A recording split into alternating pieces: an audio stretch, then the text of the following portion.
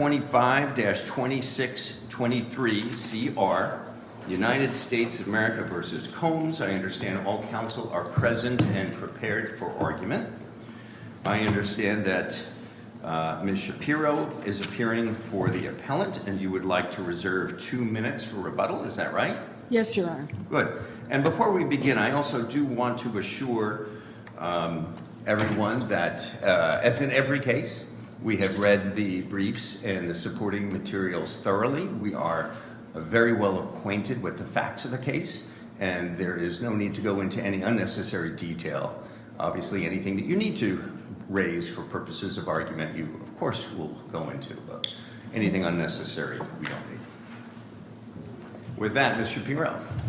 Thank you, Your Honor. May it please the Court, my name is Alexandra Shapiro. I represent appellant Sean Combs on this appeal, and I also represented him at trial. This case presents an important issue about respect for jury verdicts and public confidence in our criminal justice system.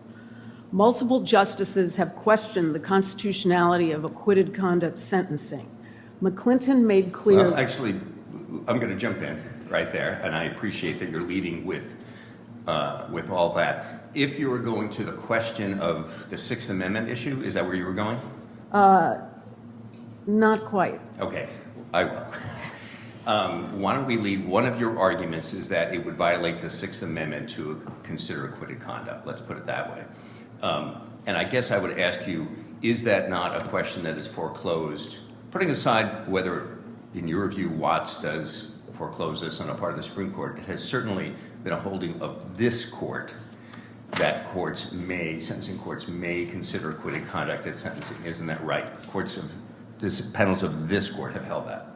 Yes, Your Honor. So then my question is, other than preserving your argument for consideration by this court en banc or by the Supreme Court, how is it that this panel could, in your view, overrule precedents of other panels of this court?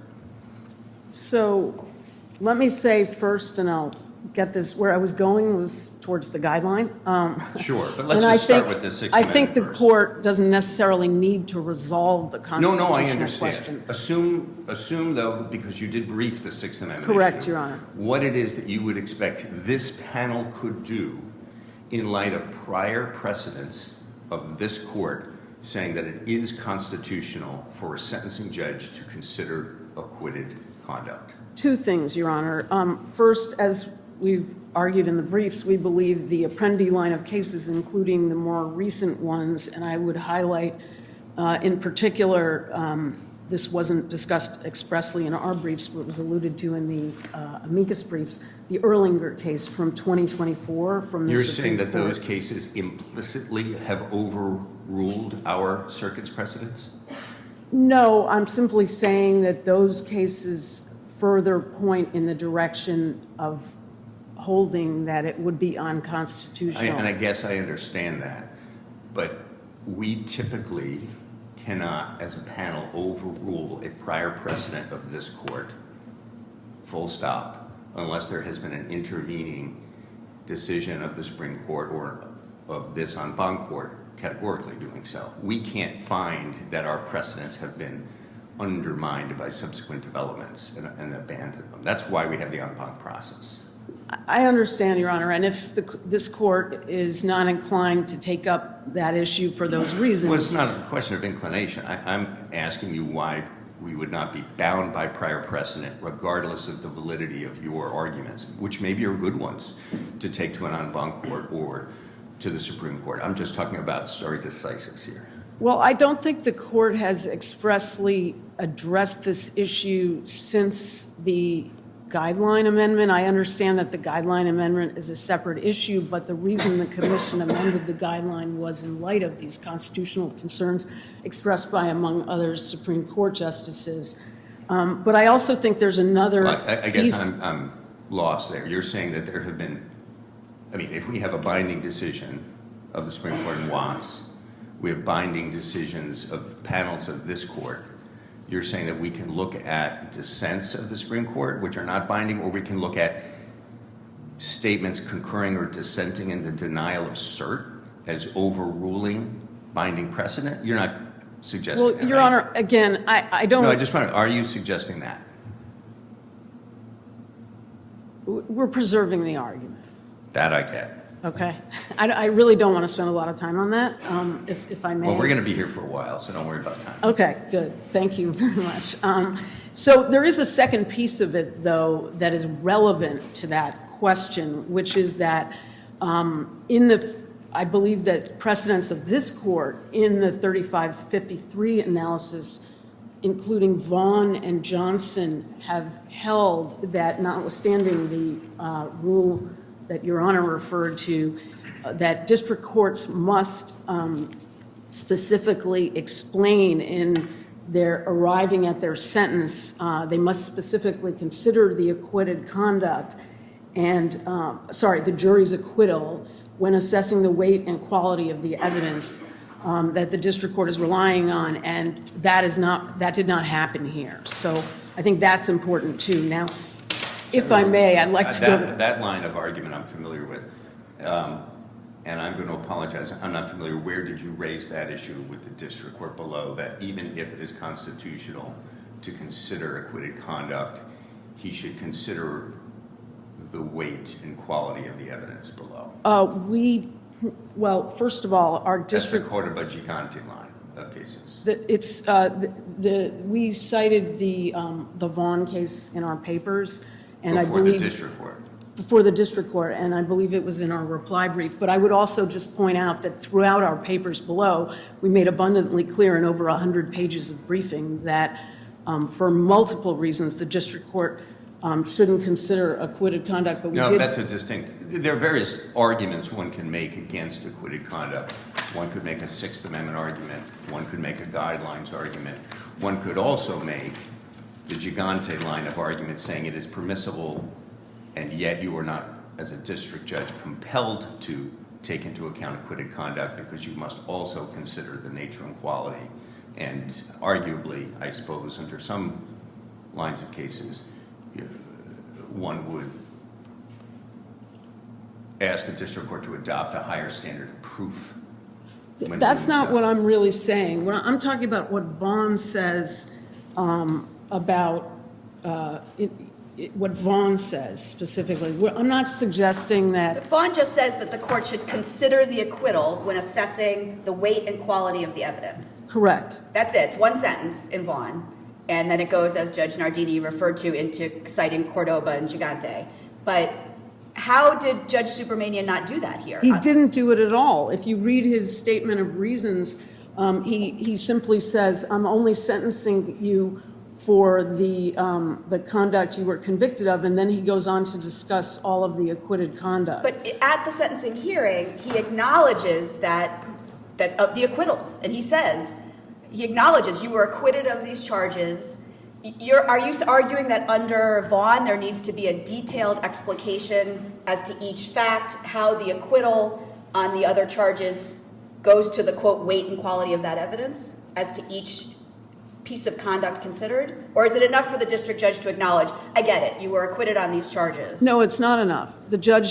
Obviously the judge acknowledged that he had been acquitted, but that's not enough. That's just make weight. And I think in both Vaughn and in Johnson... Make weight? In other words, he said, yeah, there was an acquittal, but he didn't explain... You mean he didn't mean it, or he wasn't thinking it? What does make weight mean? That's a rather disparaging characterization, and I want to understand what you mean by it. Well, what I mean, that's not what I mean, just to be clear. My point is simply that what Vaughn requires and Johnson requires is not just an acknowledgement that there has been acquittal, but some sort of discussion of why the judge, notwithstanding the acquittal, finds that the weight and the quality of the evidence supports enhancing the sentence. If I may, I'd like to go on. McClinton made clear the Supreme Court would take up the issue of the constitutionality of acquitted conduct sentencing if the commission didn't act, and the commission did act and amended the guideline to ensure that not guilty really means not guilty. And this case is exactly what the guideline was written to address. Mr. Combs was acquitted on sex trafficking and conspiracy, but convicted on prostitution charges that didn't require proof of coercion or conspirators. Well, we're going to get to coercion and all that. But let me pause on a couple of these guideline questions and ask you why we would even need at least some of them to get into this debate about the scope of acquitted conduct. Let's start with the leadership enhancement. My understanding is that under the leadership enhancement, as the guidelines provide, it can be imposed if there are at least 5 criminally responsible participants. Is that correct? Correct. So you have Mr. Combs, who was convicted, correct? Correct. So he's one. You have the 2 escorts who traveled across state lines. I understand that you are trying to challenge the convictions on the theory that they were not actually planning to engage in this specified forbidden activity, but assume that they were, and that we were to upheld those convictions. Those 2 would be criminally responsible participants, correct? Well, the district judge relied on Christina Coram and Mr. Combs's employees and certain employees. Yeah, but if there were 5, we have enough. Didn't he also rely on the 2 escorts?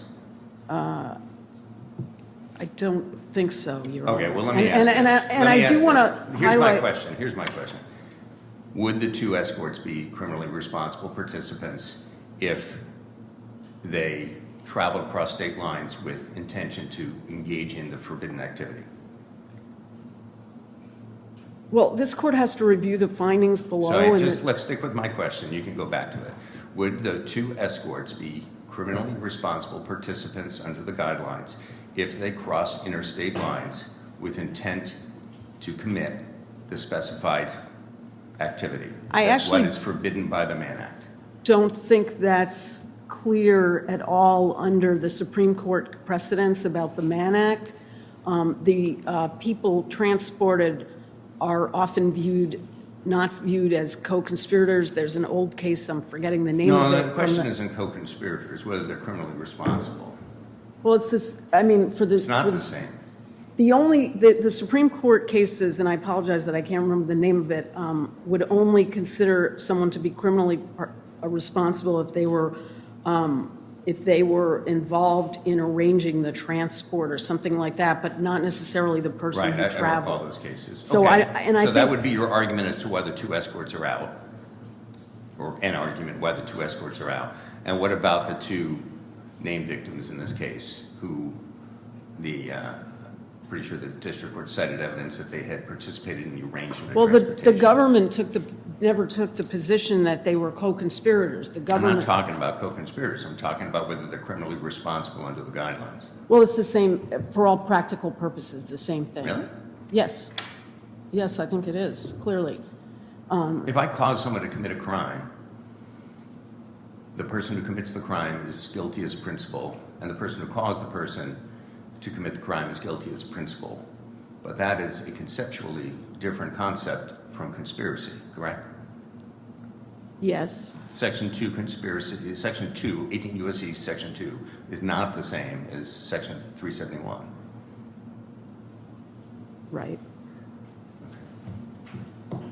If I may, Your Honor, the district court didn't rely on those others. This court has to review the district court's specific findings.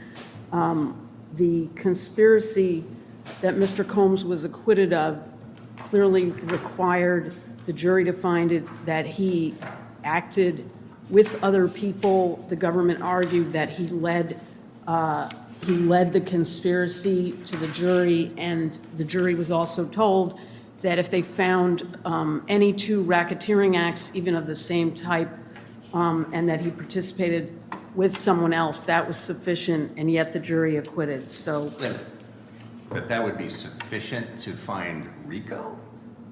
If you find that 2 people... it wasn't a agree- RICO charge, it was a RICO conspiracy Right. charge. But it's not, you're not guilty of RICO conspiracy if 2 people agree to commit a predicate. That's right? not what I said. Right. not what I said. And that's not what the district court instructed the jury. No, right? the instructions, the only disputed elements were whether there was an agreement with at least one other co-conspirator, whether Mr. Combs knowingly joined the agreement. Agreement to blank. Agreement to what? Agreement to participate in the conduct of a racketeering enterprise. Right, so one could agree to participate in a predicate act without agreeing to participate in the affairs of a racketeering enterprise. But right? the jury also necessarily, on the facts of this case and the way it was argued to the jury, there's no way that the jury wouldn't have concluded that there was a racketeering enterprise if they concluded that Mr. Combs committed these crimes. Now you seem to be with going into others. Sixth Amendment collateral estoppel areas, though, right? No, I think what the court has to look at is what the jury necessarily determined in determining what the acquitted conduct is. That's a collateral estoppel argument under Cole. I mean, there is this thing that we say acquittals don't constitute factual findings of anything, right? They are determinations that somewhere within the elements of an offense, the jury found something not proven beyond a reasonable doubt, but they didn't make an affirmative finding that anything else. No. Now, we do find sometimes in Cole, for example, that for collateral estoppel purposes under double jeopardy, the jury must have concluded something or another. And that seems like where you're going here. Well, Your Honor, the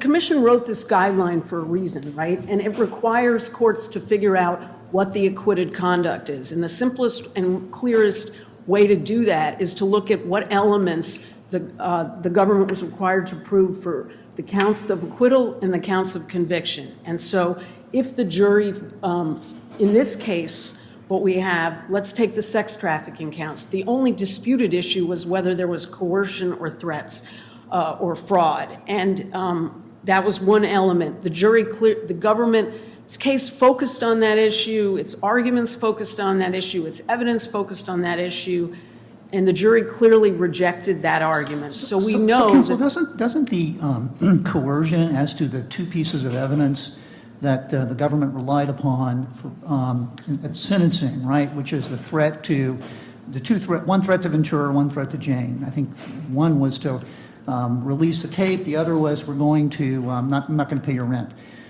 Doesn't that establish the intent of the Mann Act, that is the intent to violate the Mann Act? That's what the district judge used this evidence for. He says that it overlaps to this extent, that is the RICO conspiracy overlaps with the Mann Act, and insofar as we're talking about intent here. And why don't those two pieces of evidence support his factual finding and that there's intent for purposes of the Mann Act? No, Your Honor, for two reasons. First of all, the intent element and the coercion elements are, as the government said, totally separate. And under our view of the acquitted conduct guideline, you have to look at it by element. And this type of analysis shows why the relevance test is problematic. But I want to also... I understand your point about the relevancy test, but isn't that just nomenclature, right? We look at substance, not at labels. No, I don't think it's nomenclature, because this is a relevant conduct guideline. The whole point of the guideline is to take acquitted conduct out of relevant conduct. And a relevance test really is another way of saying, well, acquitted conduct is not relevant unless it's relevant, which makes no sense. But I do want to talk about the specific incidents and why that's not correct. Okay. So first of all, with respect to the Cannes incident, there's actually no evidence that there even was a Mann Act offense in connection with the Cannes trip. So the government's argument is that threats were supposedly made on an airplane flight returning from Cannes to New York. Under Broxmire, United States against Broxmire, 616 F3rd 120 at 127, a 2010 case from this court, the court held that for purposes of the Mann Act, the intent to engage in prostitution, which has to be a dominant purpose of the travel, has to coincide in time. And there's no evidence that even on the airplane they were planning a so-called freak-off, and moreover, there was no evidence in the record that there was a freak-off other than Ms. Ventura's testimony. The government relied... Pause. You just said there was no evidence other than a witness's testimony? Correct. Which is another way of saying there was trial evidence. Right, but not by the jury is the jury finder of facts. clearly... So this, not only was this argued to the jury in the summation, but the jury sent back a note asking for quote, Cassandra Ventura testimony regarding Ken and the events immediately following. That's at trial transcript page 8085, which is at docket 632 in the district court.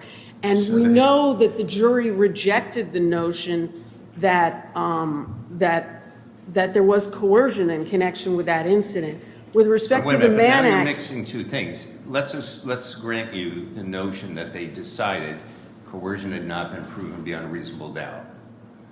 But I thought you were just arguing a different thing, that the defendant did not have an intent for purposes of the Mann Act transportation, during the conflict?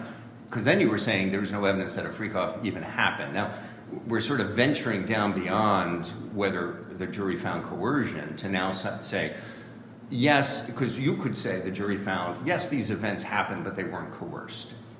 That's fine. There but was now no, you're saying they also found that none of this even happened. And I don't see how no, that follows. that's not, that's not what I said. Well, you said The there was no government- evidence that the freak-off happened except for Ventura's testimony, and then you were trying to argue the jury necessarily rejected Ventura's testimony.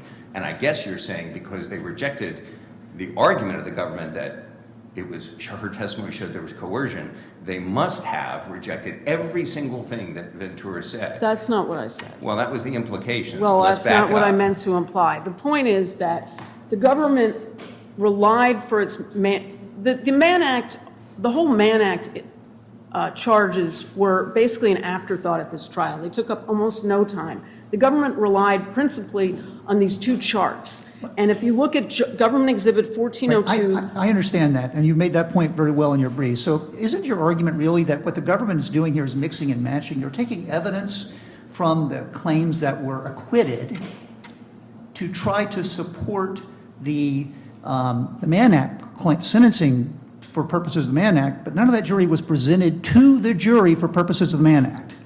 Yes, Your Honor. Is that a summation of what? That's fair.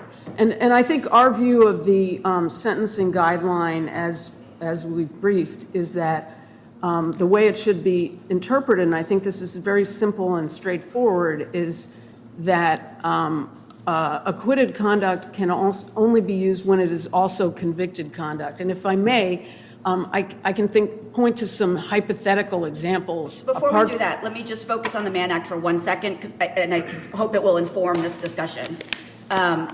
So the Mann Act is indicted to say that the transport was of either, as to count 3, Ventura, or the escorts, and as to count 5, Jane Doe or the escorts. But at trial, the government's theory was that count 3 is violated and count 5 is violated by transportation of escorts to engage with Ventura and Doe, right? So it's not Ventura and Doe that are transported for those convictions, isn't that right? Or because that's what the government's closing argument is talking about, transporting. It's mostly the escorts. Yes. Well, mostly. So is it do you believe that either the transportation of Ventura or Doe or the transport of the escorts could be the basis of the jury's conviction on 3 and 5? I think it was that if you look at the charts, the focus is on the escorts for sure. Well, I was looking at the closing arguments. Yeah. The government's closing I think argument. that's right. So if the theory advanced at trial is that the escorts are the ones being transported, but we're referring to count 3 as the Ventura count and count 5 as the Jane Doe count because that's the person who was involved when the escort arrived, then how do we now, in light of that, how would we consider things like the con trip? Well, then I would say then it doesn't count. But I think what I was getting at, and I don't think I was very clear, so if I may, I'd like to explain it a little better. The con trip, they were in con and then they flew back to the United States. They were flying home. So the purpose of the trip, even if a freak-off did happen, wasn't to engage in prostitution. It was to come home. And under Miller and Broxmire and the jury instructions in this case, the dominant purpose of the trip has to be to engage in prostitution. So can I ask you, though, I hadn't understood the government's argument to be that the purpose of flying home from con was to engage in the activity. I thought it was the fact that he went, according to the one witness, on the plane, sat next to her, showed her the video, and then immediately turned around and arranged for the escort to travel to the hotel where then the activity happened, was evidence that this is what, that the thing that happened at the hotel is in fact what he intended to happen, as opposed to his argument that, no, I wanted people to travel so that I could have a, an attractive scene, but if there was actual, sexual activity that followed, that was just something that happened. But by showing a video of people engaged in such activity in close proximity to the event that actually transpired with the activity, it showed that his purpose in making this whole arrangement was to have the activity occur, and that manifested his intent. But that's not sufficient to establish a Mann Act violation. The purpose of the travel has to be... Well, it's not sufficient, but it certainly contributes to it, because you have to have intent, right? So I could arrange for the intent of anyone to cross state lines, and then various activities could happen. But it's not a Mann Act violation unless I transport them with the intent that those events transpire, right? Right, that's my point. So that's what I'm saying, is why does this not go to prove his intent, which is an element of a Mann Act violation, that the reason he had the people, the escorts, travel across state lines was so the activity would I think happen. that gets back to the point I was making earlier, that under our view of the acquitted conduct guideline, that is just too far afield, and it's basically like a relevance test. You're Well, how saying do you it prove his tends to intent prove then? that. So what evidence, are you saying that some evidence And of I- his intent does count as an offense conduct and some does not? Well, first of all, if you actually look at her testimony, I don't think she testifies to what Your Honor just articulated, and in fact, the testimony establishes that they got to New York and then they had dinner and then he suggested a freak off after that. Well, right, this is a question for the jury to infer about whether the temporal proximity between him showing a video to her on the plane and then immediately getting back to New York and suggesting it and having it play out is why he wanted the escort to be traveling. But there's no basis from which to conclude that the jury even found that this particular incident constituted a Mann Act. Was this incident cited in connection with the Mann Act charge? Did the government ever point to this and say this is a Mann Act No. violation? No. The Mann Act, the government's discussion of the Mann Act in its closing argument was focused on this charge. So let me, we have to write an opinion here, and let's just step out of the weeds, and we have to enunciate a principle, right? And the guidelines, the discussion of the guidelines talks about line drawing exercises that courts have to engage in to determine where there's overlap, where acquitted and convicted conduct overlap. Can you articulate a principle that for us to apply, if you were writing the opinion, what principle would you enunciate that is, readily administrable by courts to engage in this line drawing exercise? Can you give me a bright line test of some sort? Yeah, let me try.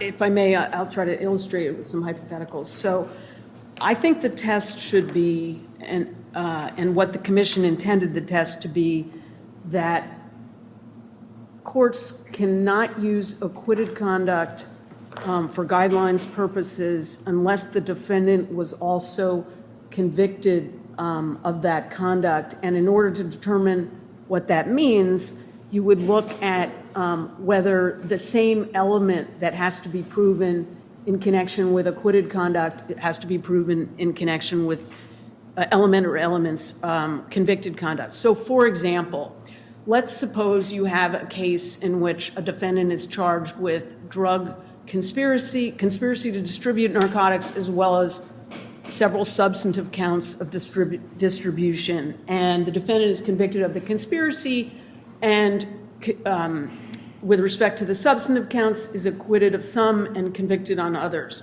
When determining the drug amount, the court could not count the ones the defendant was, the weight from the ones the defendant was acquitted of for the substantive counts, but could count the ones the defendant was convicted of, as well as any other drug deals that were either proven at trial or are proven at sentencing if they're not charged in separate substantive counts. That's one example. Another one would be you could have a fraud case in which the defendant is charged in securities fraud as well as wire fraud, and it's the same exact scheme to defraud, the same false representations in both counts, but the defendant is acquitted of one and convicted on the other.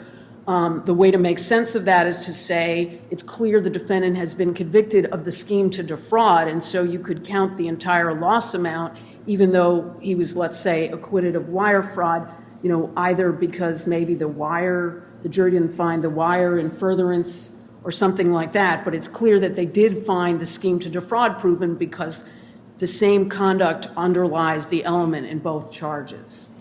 To what extent does your theory rely upon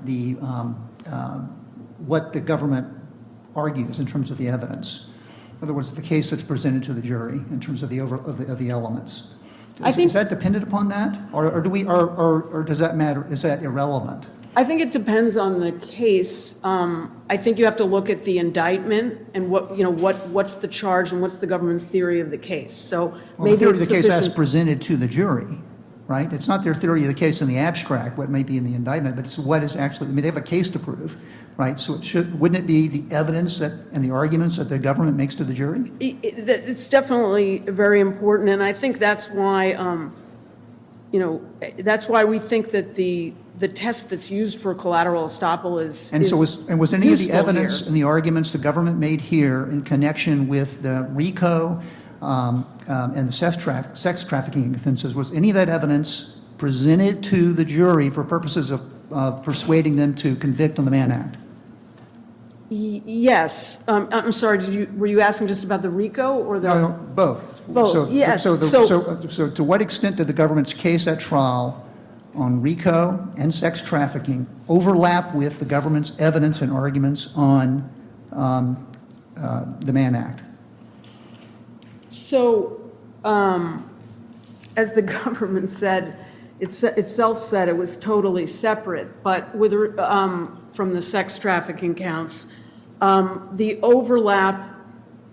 Well, let me just back up. I'm not Should a sure. district judge hold the government to that for sentencing purposes? I mean, should the district court say, well, you put on all this evidence that the jury rejected, right? And now you want me to look at this evidence to support a conviction under this other, to support a penalty under this other offense that you were convicted of. But you didn't present any of that evidence to the jury. I think you have to just start with what are the elements that the government had to prove. Yes. And so if they didn't have to prove, for the Mann Act, if they didn't have to prove coercion, they didn't have to prove a co-conspirator, then we know that there is no convicted conduct that includes coercion or co-conspirators. And that's really the starting point. And I think the evidence and the arguments just reaffirms in this case that the evidence that the judge was relying on is totally separate and, in fact, was acquitted conduct because Well, he's mixing and matching is what he's doing, right? I mean, the district court here reached into the evidence that was used to support the government's RICO and sex trafficking case for purposes of establishing the penalty under the Mann Act. Correct, and he found coercion when the jury had not found coercion, including as to those two specific instances, because the government made those arguments and expressly told the jury, which correctly under the jury instructions, that if they found coercion, each of those instances would have been sufficient to convict on the substantive sex trafficking. Were there counts. limiting instructions given or requested during trial that certain evidence would only be admissible with respect to certain of the charged offenses? No, and that wouldn't really have worked here because there was a RICO charge, and as I'm sure Your Honor knows, under RICO, basically everything. Well, everything would have come in as to RICO, but the idea that it's admissible as to RICO but not admissible, say, as to the Mann Act. But I guess what I'm going to that is- would not have been legally permissible in this case because the Mann Act was also predicate acts to the RICO. I mean, that just wouldn't have been a valid instruction. Well, I guess where I'm going with this is, does that mean that all the evidence that was admitted would have been legally admissible to prove any of the particular offenses. So, going towards Judge Baker's hypothetical, is there a scenario here where the judge was pulling evidence that was not, I don't know what you would say, admitted for purposes of proving the Mann Act, and then it's impermissible, say, for the judge to look at it with respect to the Mann Act when he's at the sentencing period? And I guess what I'm asking is that in fact the case here, or was all of the evidence admitted for unlimited purposes such that there is no, as long as it would be relevant and probative to prove up another count, then it would have been permissible for the judge to consider it with respect to that count? Well, I think the reason it's not permissible for him to consider it is because it's acquitted conduct. And the judge, Well, right, but I guess the judge made let's clear give you that he Let's accepted. accept that. Let's accept that premise for the purposes of my question, that yes, it would underlie some of the acquitted counts. I think then the question becomes, is it overlapping, right? So would it be permissible nonetheless to consider it with respect to the convicted counts? No. And right, and I understand your answer is no, and I'm trying to get at why. So is it because it wouldn't have been admissible to prove the Mann Act count? In other words, does your argument depend on that at all? Or I think what I hear you arguing is if there is an element of the acquitted charges that does not match an element of the convicted charges, what is embodied in the element of the acquitted conduct, which here is coercion, fraud, is now completely off the table for sentencing.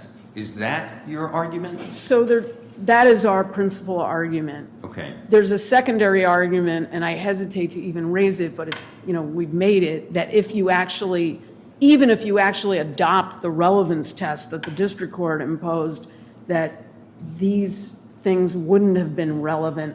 But I don't think the court should the relevancy go test, there. I find your argument confusing on that because I think Well, it's the not a district real court argument. I mean, that's just a frankly, I fallback. think the brief mischaracterizes, sort of caricatures the district court's use of the word relevancy. I don't think he's saying relevant in the sense of relevant conduct under the guidelines.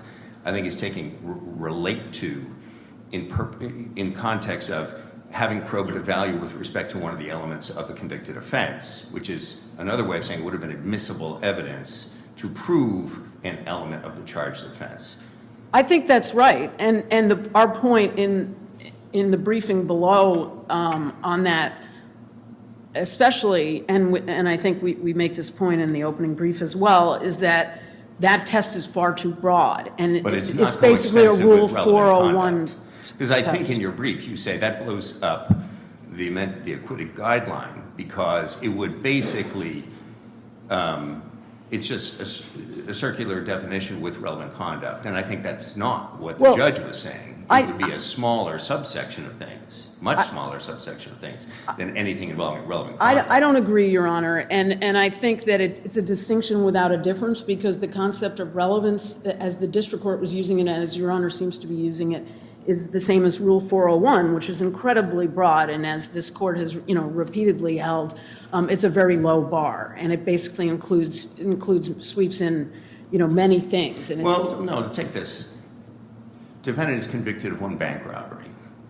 At sentencing, the judge considers 10 other bank robberies that were committed on completely different days using, and let's posit, completely different modus operandi. But it's relevant conduct. And so the judge considers all 11 bank robberies when calculating the guidelines. I don't think that one would then say that had there been a trial on bank robbery 1, all of the other 10 bank robberies would have come in as relevant evidence because under my hypothetical, where there was no common MO, they would not be admissible under 404B. So I don't think if you draw a Venn diagram, you're going to find perfectly coinciding circles for relevant conduct under 1B1.3 and relevance under the rules of evidence to prove up an offense. Well, even if that's the case, on what we're dealing with here, this evidence of coercion would not have come in to prove the Mann Act. Clearly, it would have violated 404, 403. There are numerous reasons that I think it's pretty indisputable that if all Mr. Combs had been charged on and all he'd been tried on was Mann Act, that we wouldn't have, But all what of about this the other idea that evidence if coming he in. had let's say he was only charged with the Mann Act, and his defense was along the lines of one of the things the defense raised at trial, which is he never intended for the specified activity to happen after these folks crossed state lines, that it just kind of happened. And one of the ways the government tried to disprove that, or tried to prove his intent, was saying, no, he used to talk about this all the time, what he wanted to happen. In fact, there was one time on a plane that within 24 hours before the event happened, he actually showed a woman videos of prior episodes where the activity had happened. And sure enough, within 24 hours, that's what he arranges to happen. Again, that's proof that this is exactly what he intended to happen, and it's not mere coincidence. Why would that not be admissible? That's not what the defense to the Mann Act was. Most of the case was focused on the coercion and the RICO, and to the extent... I thought that was part of the defense, no? No, it wasn't, Your Honor. The only arguments that were made specifically about the Mann Act by the defense was the argument that, based on the testimony of the and the evidence in the case, was that the escorts were paid for their time. Well, right, that's the same argument. They were paid for their time, and everything that happened afterwards was just not something that he was arranging. He was not transporting them for the purpose of what happened afterwards. It was just their time. But I guess I'm getting a little lost. I apologize. But I think the point here is that the principal point here is, getting back to Your Honor's earlier questions and my dialogue with Judge Baker, is that you have to look at the elements. That's our position. You have to look at the elements. This idea that you have a relevance test is not consistent with the guideline. And I just want to highlight, I'm sorry. Go ahead. Question. Sorry. I'm sorry. Well, finish your point, then I have a question. I just wanted to highlight, and we've mentioned this in the briefs, but if you look at the history of the guideline, the Department of Justice wanted the commission to use the phrase relates to in the guideline, and the commission rejected that because they thought that was far too broad, and they went instead with the language that's in the guideline. Okay, so the problem that I have with your test of an elements test is that sometimes the problem is we have different elements, right, for the RICO, for the sex trafficking versus the Mann Act. But there's evidence, conduct, that can underlie the government's case, right, in all these sets of charges. And the mere fact that you're acquitted doesn't, by the very plain terms of the guidelines, right, it doesn't take it off the table insofar as that conduct is also convicted conduct. And so what we're trying to discern here is, where is the line, right, for purposes of sentencing? And so you just can't rely upon a test of because it cannot be that just because in all conduct that is underlying the element of acquittal is then taken off the table, right? It can't by itself. Well, I don't agree with that, because I think it's going to depend on the case, right? And there are going to be cases that are maybe closer than this one. So you're going to have cases, for example, where there are maybe inconsistent verdicts, things like that. That's not the case here. This was very clear.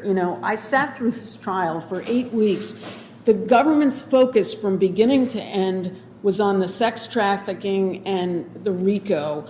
The whole, where the debate was there coercion, or was this sex voluntary? Right. That was the gist The of Mann what Act was was an being afterthought. disputed. It was an afterthought. The Mann Act was just an afterthought in the Correct. government's prosecution. I mean, it was there, but it was effectively a sideshow.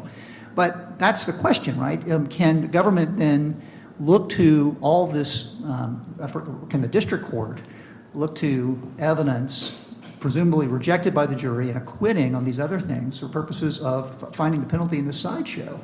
And why shouldn't we just hold the government to what it argued? We should, absolutely. And I think the whole point of this guideline was to deal with the fact that many people in America, not just Supreme Court justices, not just other judges, but, I've really questioned whether it is both constitutional and right and consistent with respecting jury verdicts to allow acquitted conduct to be used to drive a sentence in this way. And I want to highlight that, and we mentioned this in our brief, but I'm not sure we gave it the prominence it should. This sentence was the highest sentence ever imposed for a Mann Act defendant sentenced under the same base offense level and criminal history category. Well, let me ask you about that. So would this offense let's take the violence off the table, right? The allegations of violence that the jury rejected in the acquitted counts. What about would this would this sentence be substantively reasonable, in your view, given that we also have factual findings of psychological abuse, emotional abuse, and applying these two women with drugs? One of them became an opioid addict as a result of it. Presumably that's still on the table if we take away the violence. I think that it would be substantively unreasonable under the correctly calculated guideline range because it would be multiples. It would require a variance upward based on the acquitted conduct, But that's not. But it's the guideline range is just. It's not a per se rule. It's a guideline, and it's a starting point.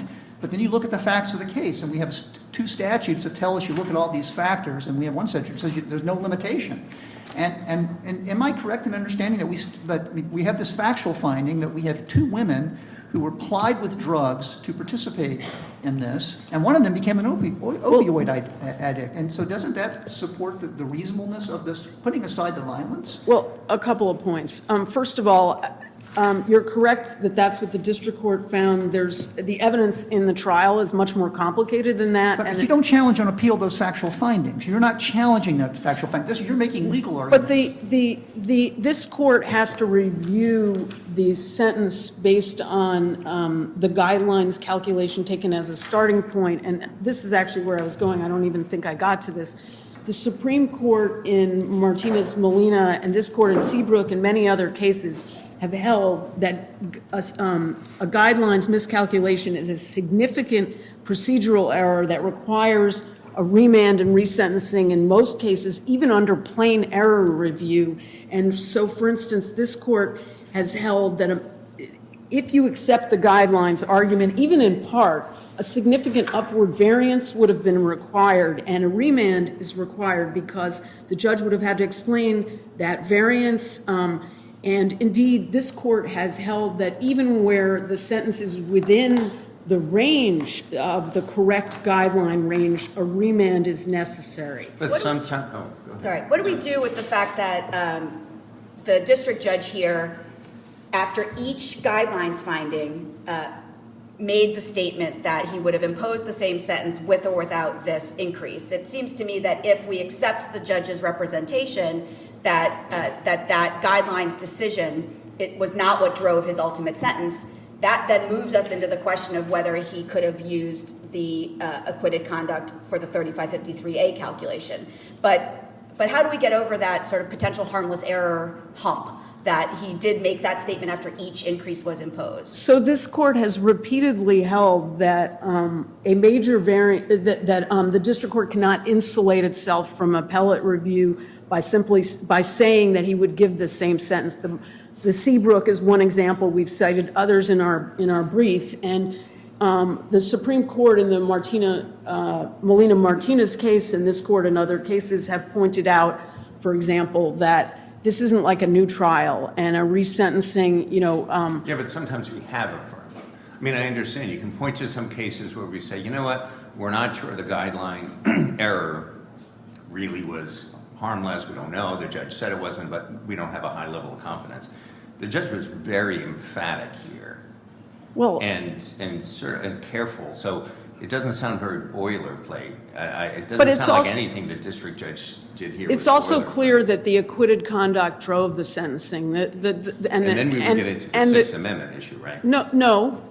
I'm talking about the guidelines calculation as the starting point. And the other thing that is really important here is that the district court's guidelines calculation exactly mirrored the PSR, and it seemed clear that the district court was really planning to follow the PSR, and indeed, when he imposed the sentence, he initially said he was following the recommendation. Wait. Are you implying that the district court wasn't thinking for himself? And that No, he was- not at all. Then My what does point, this argument about tracking the PSR have to do with anything? it has to do with the fact that the guidelines range was very important in the ultimate sentence. And you're saying that the district court must have placed the same weight on the guidelines that the PSR did?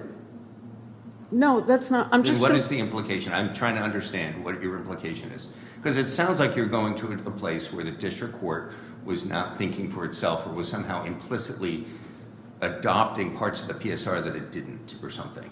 No, Your Honor, that's not what I'm saying. Then what are My you saying? point is simply that this court has repeatedly held that significant procedural errors require remand. I mean, two of the cases, That I Bennett understand. and- No, I want to go back. What were you talking about with the PSR? what Because I I'm don't saying, understand that point. okay, what I'm saying is that you don't know what the district judge would have done if he had understood the guideline range to be either 21 to 27, which it would be if you accept all of our guidelines argument, or 30 to 37 if you get rid of the grouping, just for example. Even though he told us what he would do. I Because- understand the argument. I would understand. I don't think you made it quite this way, but maybe this is what you meant to say, that if we agree with you that all of his guideline enhancements were wrong, he never said, and even if all of my guideline calculations are wrong, I would do the same thing, as opposed to any individual thing. So if we found one guideline error, though, he said to us he would have done the same thing, and you're saying that we don't take that at face value? That's correct, Your Honor, under the precedents. And Well, some of them we do.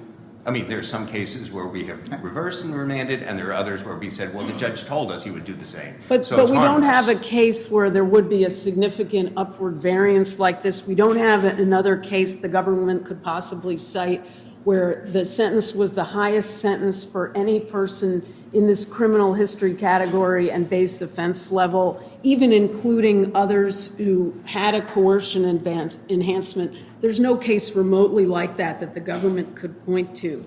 And indeed, some of these cases involve things like in the Bennett case, and I forget the name of the other one. In a couple of the cases, the judge says the guideline range is X, which is a little bit above the statutory maximum, and then sentences well below the statutory maximum. And this court says it has to go back because the judge thought the guideline range was higher than the maximum. So, in that case, clearly there's been a significant departure from what it could have been, and the judge gives reasons, but the court sends it back. And that's what the court should do here. That's what's required by those cases. Okay. I understand your argument. I mean, I fully understand your arguments about the acquitted conduct for purpose of the coercion and leadership enhancements, right? Those were four points apiece. But when it comes to the victim, the characterization by the district court of Ventura and Jane and the escorts as victims, that's not really, as you framed it, it's not really an acquitted conduct argument. You're just arguing with or disputing the district court's characterization of these people as victims. So that doesn't really fall into the acquitted conduct bucket for purposes of deciding this case. I mean, I think there's two issues that we're raising there. I know the law professors agree with us on that because they don't join you on that. The law professors who filed, by the way, a very helpful brief. I'd like to thank them for that. But that very helpful brief they stopped when they got past coercion and leadership. That's fair, Your Honor.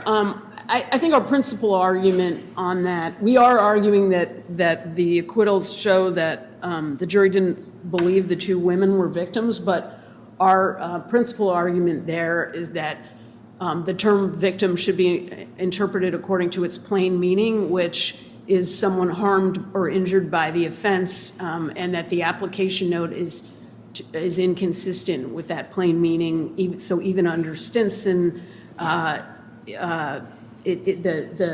grouping calculation was incorrect, and we're also preserving for further review a challenge to whether Stinson is good law. Right, but so for acquitted conduct purposes and looking at harmless error and how this might have played out, if there was a mistake under the guidelines, we're only looking at, we're talking about. It's almost double. Right. Well, Yeah, it takes us from, if we did 8, it would take us from, that would go from, we went from 50, would take us to 20.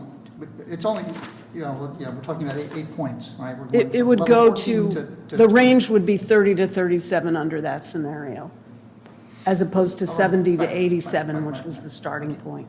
Can I ask you about the definition that the commission has given us of acquitted conduct? One of the things you pointed to contest the government's view is that there was a government proposal that acquitted conduct be defined using the word relating to or something like that. Related to. And the government has also pointed to a proposal that was before the Sentencing Commission that would use the word elements. And neither one of those was adopted. And instead they took this other definition that, as far as I can tell, they decided they didn't need to define further and said something along the lines of, don't worry, it won't come up that often, and it's going to be really easy. District judges are going to be able to figure this out. Why should we worry about line drawing?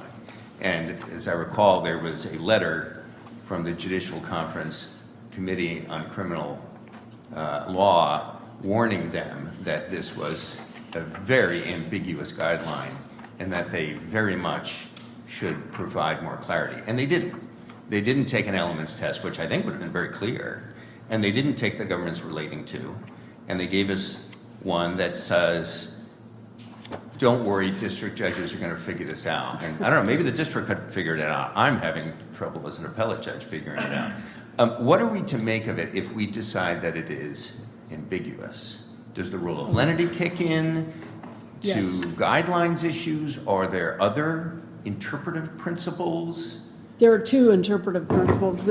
So one would be the rule of lenity, and the other would be the related, but maybe more important, constitutional avoidance principle. And even to the extent, I understand the panel's position regarding, or Your Honor's position regarding the binding nature of those precedents we talked about earlier.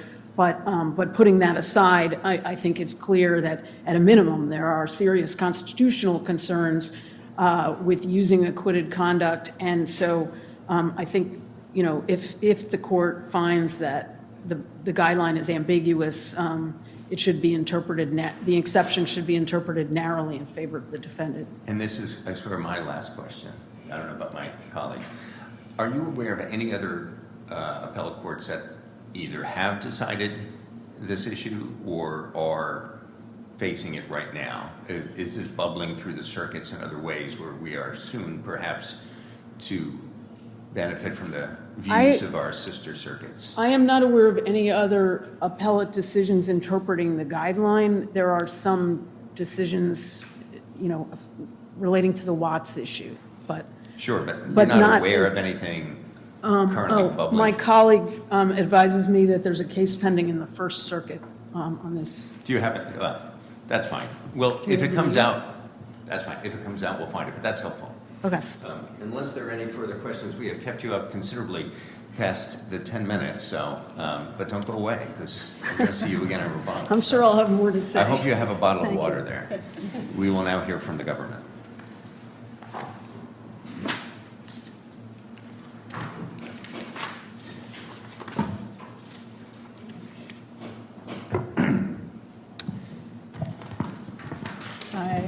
Good morning.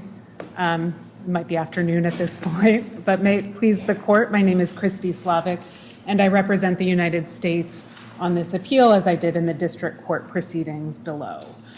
Judge Subramanian correctly applied the new acquitted conduct guideline in this case, and moreover, in determining the appropriate sentence under Section 3553A, Judge Subramani improperly considered the aggravated manner in which the defendant carried out his Mann Act offenses, which is, of course, You say consistent. aggravated manner. Let's talk about that. Why shouldn't we hold you to the way you prosecuted the case?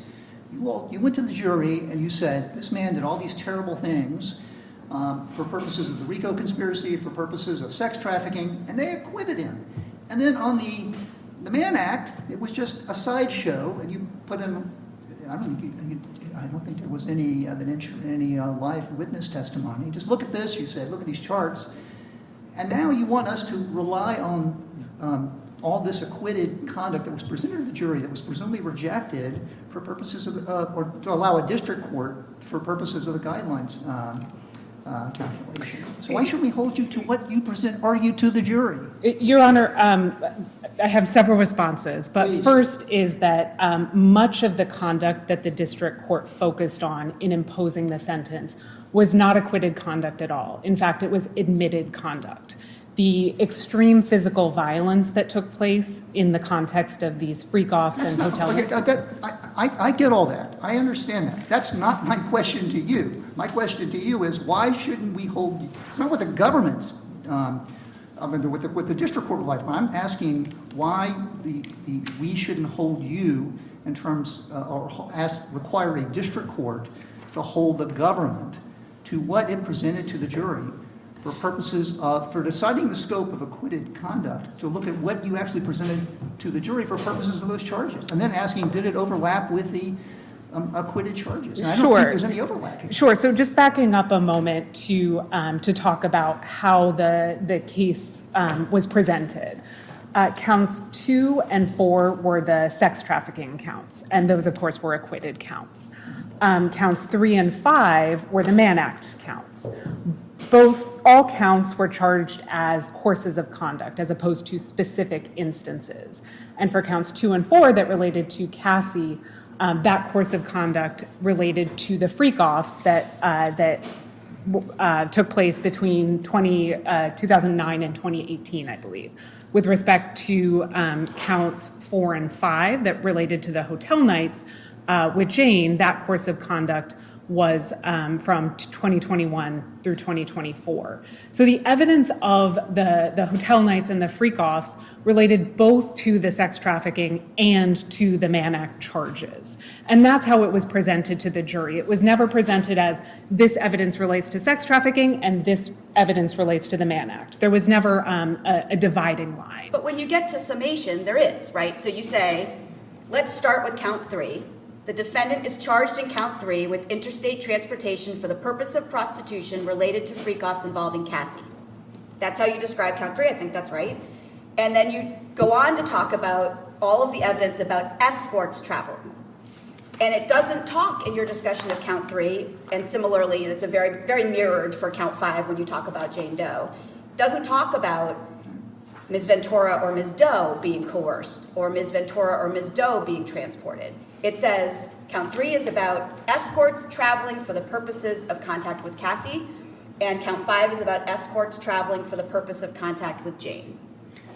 As Judge Baker is saying, where else can we divine the government's theory of those two counts other than summation, and why shouldn't we hold you to it? So just to be clear, the government's theory was that the travel involved both Cassie and Jane and escorts. So but I think that what you said in your closing?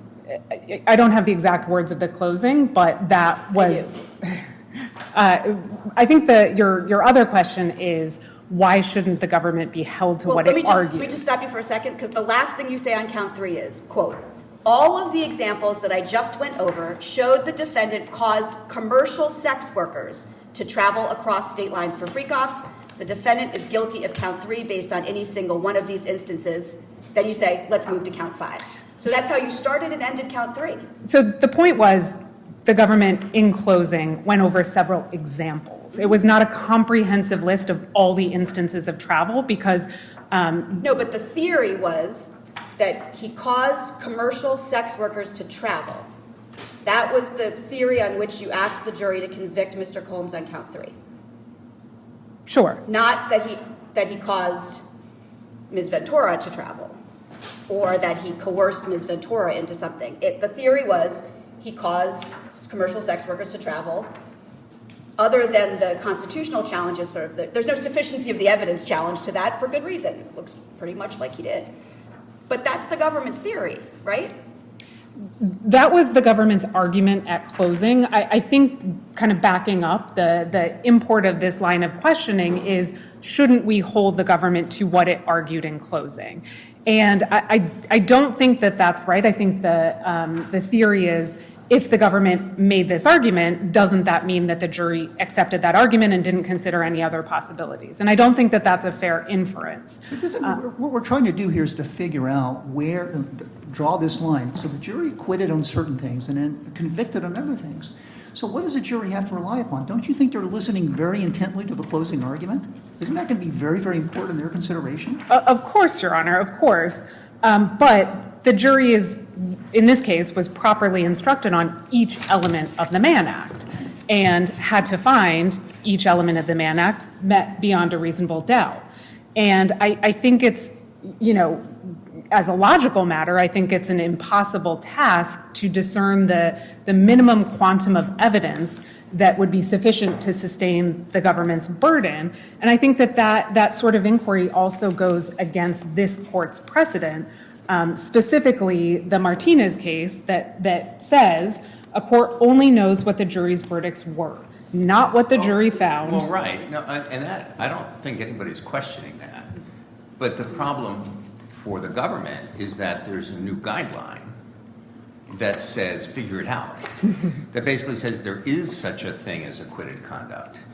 And as Judge Subramanian pointed out, I think quite accurately in sort of speaking with the greatest amount of precision possible, there is no such thing as acquitted conduct. Juries don't acquit people of conduct, they acquit them of charges. They find that certain elements were not proven beyond a reasonable doubt. They don't find that someone's innocent. But now the guidelines have been amended, so there is a thing called acquitted conduct. We've got to figure it out. So the question is, how do we measure that? So we're not looking at general principles like Martinez saying, did the jury find something? The only place that you're going to find, I think, in our case law where we say an acquittal necessarily implies something is in our collateral estoppel branch of double jeopardy jurisprudence. And I think, I guess one question I would have for you is, why would that not defeat the government's argument, at least with respect to coercion in this case, if, for example, the jury had hung on the sex trafficking count, right? If the jury had hung on, well, no, no, my hypothetical is spinning out of control. I guess what I'm wondering is if there were some hypothetical additional count that the jury had hung on here that required a finding of coercion with respect to one of the two victims, why you would not be collaterally estopped under the double jeopardy clause from retrying the defendant on that count. Let's say there was a conspiracy to commit sex trafficking. Well, let me just push back on. Let me just push back on this hypothetical that a foundational issue that I have is that the defendant was not acquitted of coercion. He was acquitted of sex trafficking by force, fraud, and coercion. The jury was never asked, was there coercion? But what were the two other sorry. Well, under that theory, there is no such thing as acquitted conduct. So you're kind of fighting the very principle of the guideline. You're saying that because there were three alternate elements, I think, fraud, force, or coercion, that because there are three alternate elements, there is no acquitted conduct. But you have to accept the premise because the guidelines have been amended. There is such a thing as acquitted conduct. So why don't you actually, let me frame it this way. Under your view, with respect to count two, what is the acquitted conduct? So the commission thought very long and hard about this issue, clearly, and they declined to set any bright line rules defining. Yeah, but now here we are. Exactly. So what's the government's view of what the acquitted conduct is underlying count two? So I think Judge Subramanian's test, which is No. That's. I think Judge Subramanian's test is what's overlapping conduct. As a first step to Judge Subramanian's test, he described acquitted conduct as conduct that underlies the So you tell me what conduct underlies count two. What specific conduct? Well, I think a good example of conduct that could be considered acquitted conduct that the judge did not consider in applying the exception was the intercontinental video. That, of course, was evidence presented at trial that showed the defendant assaulting Cassandra Ventura during the course of. So that's acquitted conduct in your view? I think that that's a fair characterization. So that's a use of force, but the other conduct that illustrates use of coercion is not acquitted So conduct. the reason that that's acquitted conduct, in my view, is because that does not tend to prove the elements of the Mann Act. Well, No. that's the second question. No. There's two things here. You can have acquitted conduct and you can have offense conduct under the guidelines, and they can overlap. And that's why the guidelines say where they overlap, you can consider them. So the government sort of doesn't lose by saying something's acquitted conduct here, because then the district judge, if it's overlapping, can still consider it. Right. So let me ask it this way. There is evidence on the flight back from Cannes that Mr. Combs sits next to one of the victims and shows these videos of the events that have happened in the past, and the government's argument to the jury is that's coercive, right? That this was an implicit threat, right? Of his discussion of releasing these videos was implicitly, if you do not continue to engage in this conduct, I will release this publicly, and that will destroy your reputation, right? That's right. So it seems to me that that's clearly acquitted conduct. I thought the government's argument is that it is also offense conduct. And therefore, because it's overlapping, the judge was allowed to consider it. So I want to ask you about just the first part of my question. Okay. In your view, did what Mr. Combs do on the plane back from Cannes also constitute acquitted conduct? So I think the answer is maybe. I think it depends on the definition of acquitted conduct. Okay, But under the government's definition, is it acquitted conduct? I think the judge properly. No, under the government's view. Forget it. Let's pretend it's before sentencing happened. Under the government's view, is that acquitted conduct? I don't think that because the defendant was not acquitted of coercion, I don't think How it's come was he necessarily. not? Because Unless you're saying he wasn't acquitted of anything. Because if there was fraud, if there was force, there was fraud or coercion, he's guilty, right? What I'm saying is, no, I don't think that that's right. It's not just if there was force, fraud, or coercion, he's guilty. He had to know or recklessly Right, disregard. there are multiple elements. But I think what your argument would lead to is that there's no such thing as acquitted conduct, because there's always multiple elements. One can't, from a jury's acquittal, ever know which of the elements they found unsatisfied. Ipso facto, there's never a category, there's never a bucket that's filled with something called acquitted conduct. Tell me why I'm wrong about that. In what world is there a bucket that's full of acquitted conduct in your position? Your Honor, I think this case is I think presents a lot of gray lines, and I think that the cases that come up in some of the dissents that the panel has already mentioned related to drug cases, for instance, where there's a conviction on a conspiracy count and an acquittal on a distribution count, or vice versa. And there's a special interrogatory where the jury finds specifically some amount of drugs. Like, I think that is very easily described as acquitted conduct. Absent a special interrogatory, when does your test yield anything that constitutes acquitted conduct? Your Honor, I think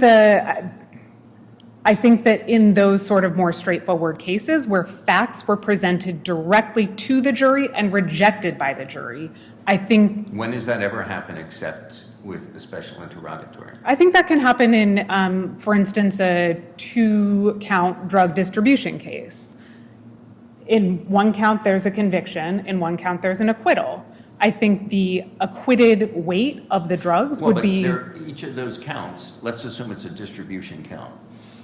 Each of those counts has multiple elements, right? Knowing what the drug was, distributing it purposely, right? I purposely handed it to you. That's how I knowingly distributed it. But also knowing that it was heroin, right? Because the defense might have been, I thought it was fake drugs. I thought I was cheating, right? Each of those has multiple elements. So you're always going to be in a position, if you're the government, taking the position I think you're taking, of saying, well, I don't know whether the jury found that he didn't know it was heroin, or I didn't know that he thought that he was purposely distributing it, or whatever it might be. So I don't understand your argument. I think going back to the guideline itself, which does create a thing called acquitted conduct and convicted conduct, the commission deliberately did not define either term, leaving us in this position. But it clearly must have some content. Exactly, I think And that's it right. can't be what we have always said under the Sixth Amendment is true, that there is no finding implicit in a verdict of acquittal. So that's off the table as to what the commission was trying to say. That's right, Your Honor. And what the commission did say is that the court is in the best position to determine what is acquitted conduct and what is convicted conduct. According to some rule of decision, not in terms of arbitrarily deciding A in one case and B in another. So we are tasked, as the district court was, with coming up with an articulable rule. Sure. So here we are. And can I ask you, please, to articulate what's the principle? We have to write an opinion. It's the same question I posed to your friend. We have to write this opinion. What is the principle that distinguishes acquitted from convicted conduct? So acquitted conduct, one thing that I think is supported by the commentary is that conduct that underlies an acquitted charge can be considered acquitted conduct. That's like the first step. The second step, of course, is whether that conduct can nevertheless be considered as relevant conduct. But that's that first step, what is acquitted conduct? What Judge Subramanian did is said, acquitted conduct is conduct that underlies an acquitted count, right? And under that definition, in this case, there was a lot of overlapping conduct. And so he had to determine what overlapping... How do we know whether there's overlapping conduct? Where do we look to determine that? I think that's where the judge's discretion, the judge who's overseen the trial... But this is, we're trying to find out what the purpose of the guideline is to make sure that the jury's acquittal isn't negated. So we're trying to understand, and this is difficult, right? We're trying to understand what the jury did. And we have a conviction and we have an acquittal, right? So we're trying to understand what the jury did. So I think that the appropriate test here is the test that Judge Subramanian articulated, which is to assess whether the conduct can still be considered as relevant conduct for the purposes of the guidelines. He looked to whether that conduct tended to establish an element of the convicted count. And in this case, those two narrow instances of... Well, let me ask you that. Why does the coercion tend to prove, say, with conflict? Why does the coercive nature, or the coercion, strictly speaking, tend to establish the Mann Act, as opposed to, let's take coercion out of the equation, the fact, you can still look at the underlying raw facts, Mr. Combs coming back in the plane, sitting next to Ms. Ventura, showing the videos and all that, evidence could still be considered, say, fairly to ascertain what Mr. Combs' intent would be for the events that would follow. And yet, it could not, say, under the defense's view, be considered for purposes of establishing coercion because coercion was an element of one of the acquitted offenses. So I think, to answer your first question, which is how does the travel in Cannes and the situation on the airplane, how does that establish the Mann Act? I think it's for the reasons that, Judge, you articulated in your colloquy with my colleague. I'm saying, let's grant you that. Let's hypothesize that the events on the airplane are admissible and were properly considered by the judge to figure out, did Mr. Combs really intend what was all going to happen was going to happen? Let's just posit that. But isn't there a world in which the guidelines say, yeah, you know what, that's fine. Consider it for purposes of the Mann Act elements. But you can't draw the further conclusion that that was coercive in nature. Well, the guidelines... Because that's what the jury said did not happen, or did not find happened, and therefore it's acquitted conduct. So I think because this acquitted conduct tends to prove an element of the Mann How's Act. the coercive nature of it, the inference that it was coercive, because I think that's really Well, a that- distinct fact, right? That inference is coercion is defined in the guideline. The fraud and coercion guideline, or excuse me, enhancement is set out in the guideline. And the definition under that, coercion under that Well, enhancement. let's assume it is coercive conduct. I think what Judge Nardini's asking, and I have the same question, is how does the fact of its coerciveness tend to establish some, in whole or in part, an element of the Mann Act offense? I think it relates to the temporal proximity between the coercion, the threats, I'll call it, the threats, the transport, and the demand for a freak off. So let's say the conversation instead was, instead of it being coercive on the plane, was when we get back, my plan is to fly some escorts in and you're going to have sex with them, and I'm going to pay them for that. Sure. That- I think that would that establish act- the intent. Exactly. So why is the additional aspect of that conversation, that encounter on the plane that's described, that the coercive aspect of that, why does that add anything to establish in whole or in part the Mann Act offense? Because I think it's what he's asking for. It's the threats are not followed by a request to go to dinner, a request to, ask Cassie to do the dishes. Those threats are followed by a demand for a freak off. So the coercive nature of the threats are directly relevant to the intent to have the freak off, which then later happens. Well, okay. Except you've agreed that it didn't need to be coercive in order to support that aspect. the No, intent not aspect of the necessarily. Mann It just so happened in these two specific instances, the threats did amount to coercion under the enhancement. And I think that was, I think Judge Subramanian Can I ask approached. you a hypothetical, and I don't know, it doesn't map onto this case, but I'm trying to make sense of the acquitted conduct guideline. We have a defendant who's charged with murder. He points a gun at the victim's head. He pulls the trigger at point blank range, kills the victim. He's charged with first and second degree murder. The jury acquits of first degree, which would have required a finding of premeditation, but it convicts of second degree murder. Let's say it was some sort of heat of passion or something he just did on the moment. Comes to sentencing. Is the premeditation, which is purely mens rea, in your view, acquitted conduct or not? And if so, is the judge, in my hypothetical, allowed to make a finding of premeditation by a preponderance and sentence the defendant accordingly under the guidelines? So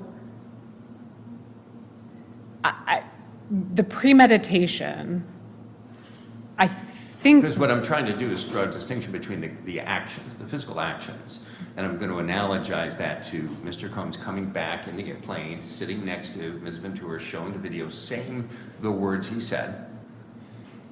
Those are sort of raw facts. Mm-hmm. Clearly, they underlie, in my hypothetical, the underlying facts of the man reaching over with a gun, pulling the trigger, and killing a victim are raw facts. Clearly, in my hypothetical, they underlie the second-degree murder conviction. Sure. But the jury has acquitted on first-degree murder, meaning they have not found premeditation beyond a reasonable doubt.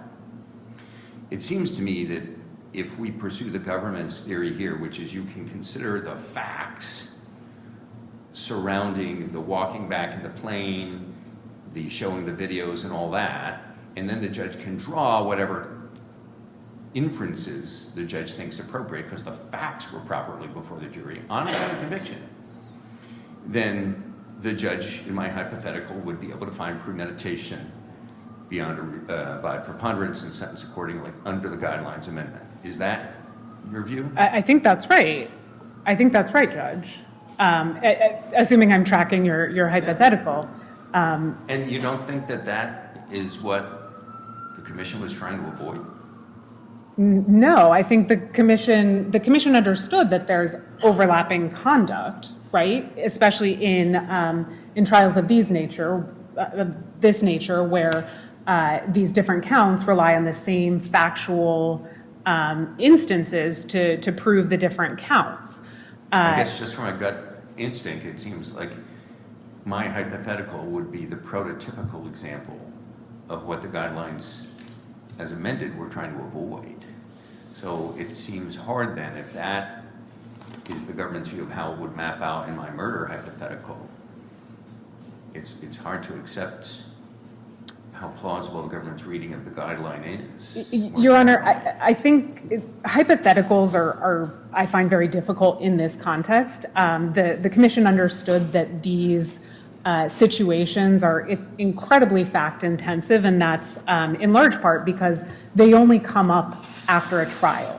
And trials are all different, right? And evidence comes in different ways and weaves together differently. This is a very fact-intensive inquiry. I think what Judge Subramanian did here is he looked at the entire record, all 8 weeks. And imagine that being like a pizza, right? He's thinking about the entire trial as a pizza, all the facts, all the evidence adduced during that 8 weeks. But in considering the guidelines, he's not considering that whole pizza pie. He's considering a slice. And what's in that slice, it's what tends to prove the Mann Act. And that's why when he looks at the two specific incidents of coercion, those incidents are specifically tied to transportation. They're tied to the Mann Act. And I guess that's where I'm suggesting that, I don't know how to follow the pizza metaphor, so I won't try. That it's a little bit more analogous in my murder hypothetical, that the judge in my hypothetical can consider the physical actions of people, pointing the gun, shooting, the bullet hitting, the victim dying, but would not be able to consider the additional inference of premeditation.